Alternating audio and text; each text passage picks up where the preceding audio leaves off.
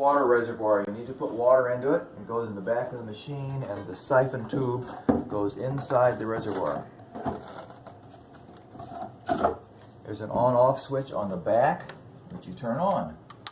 When you do that, these two lights come on. And it takes a couple minutes for this thing to warm up. There's a heater block inside. While you're waiting for it to heat up, this is the cap that goes in here. And this goes in here. There are a couple different sizes. You can use the capsulated coffee that I've got, or with the other attachments, you can use loose espresso coffee and push it down in just like in any other espresso maker. Those parts come along with this. Then this thing with the coffee pod goes in here, but it's best to let it heat up first without any coffee in it. That snaps over in a perfectly obvious fashion. Okay, we're going to pause while it heats up. Okay, so we're back about 3 minutes later while it's after the thing is warmed up. So it's flashing. So now you just want to run some water through that to heat it up. There are two buttons here. These buttons are sort of non-intuitive. When they're in, they're off. When they're out, they're on. So I'm going to push it, and the button snaps out. And hot water goes through the equipment there. And all I'm doing now is warming things up in here. And you can take that out, and it's nice and warm.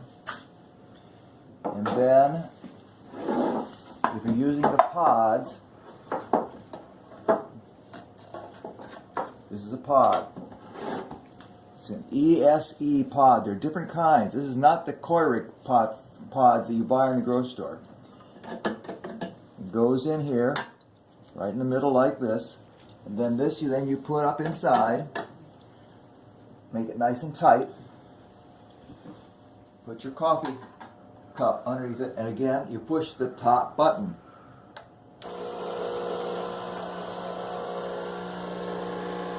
Espresso comes out. It's a miracle.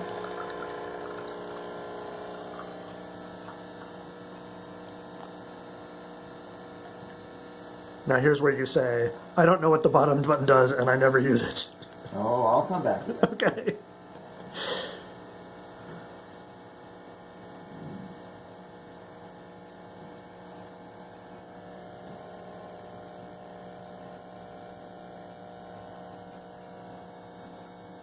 And it's just one shot per pod, and then the pod is done? Mm-hmm. Okay.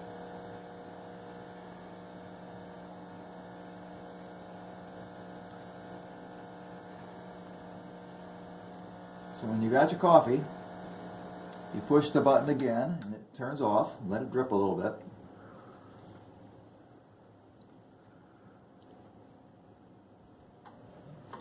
Take the cup out, and you drink it.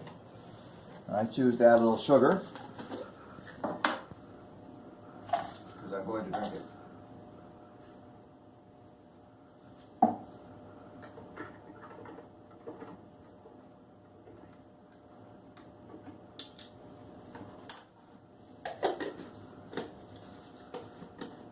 And then you take this out. It will, the longer you wait, the cooler it'll be, but you turn it hard, do it slowly because a little steam comes out.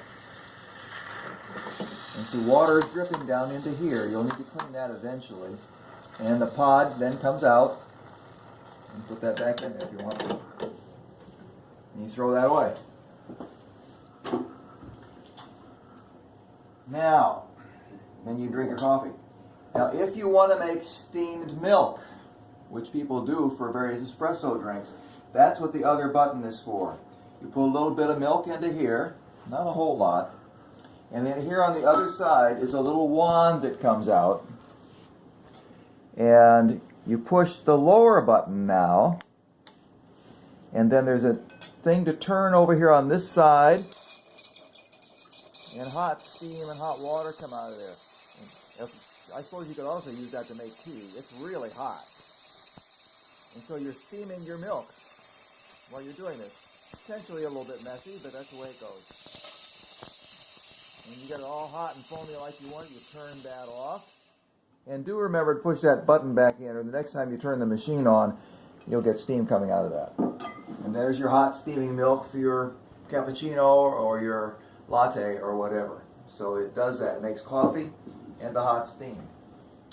And now you're all done, except that you do every now and then remember that there's water that is dripped down into this thing. So you got to take that apart, dump it, and wash it. Put it back together. If you're going to use it again in half an hour, leave it turned on. If you're not going to use it till the next day, turn it off. Walk away. You can leave the water in there for a while. Obviously, leave the water in there for a week. You might want to use fresh water. That's it.